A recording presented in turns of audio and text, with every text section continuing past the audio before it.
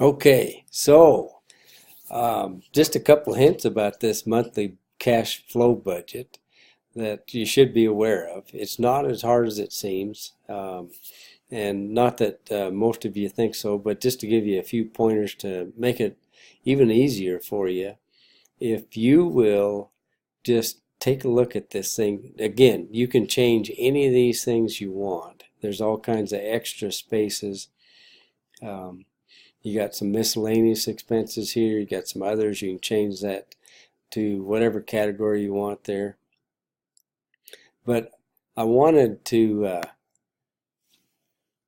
show you here. We're going to actually for this month, for this budget, we're going to put the amount spent in the last month. That'd be January in this case, and then February we're just going to have to actually estimate what the last couple of days of February are, since this thing's due on Friday.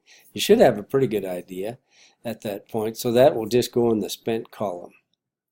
Now, the the tab down here, this is going to be for March, the next month, okay? And you're just going to put all the things in here on the budgeted column. And you can use January and February and reflect or use it to build what you're going to have in March, because it may be similar, and any differences that you perceive, then you can actually add or subtract that and put it into your budget.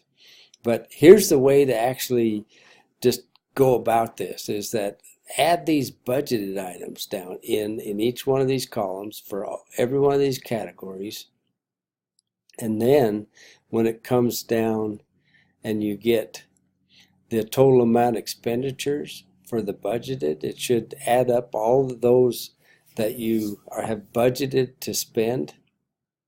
What you're going to do is, that would be the time to go back through here just one more time and say, oh, I'm spending $250 for food. I think really I could probably get by with 225 or 200, or for personal items.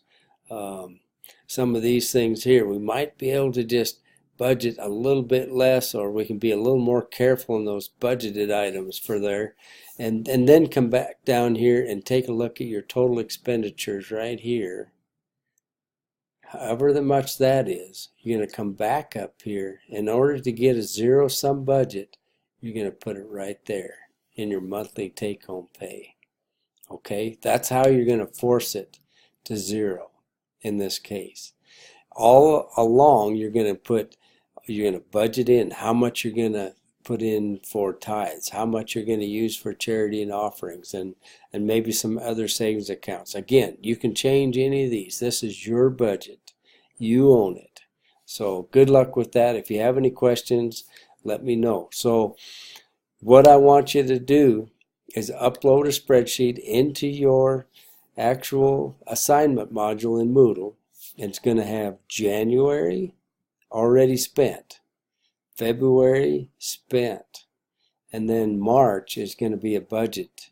It's actually going to be what you project to spend, and you're going to have that much income. In all actuality, you might have that much in that checking account at that time. You might have to pull some from savings in order to actually meet those particular expenditures. So hopefully that explains it. Again, give me a call, email me if you have any questions.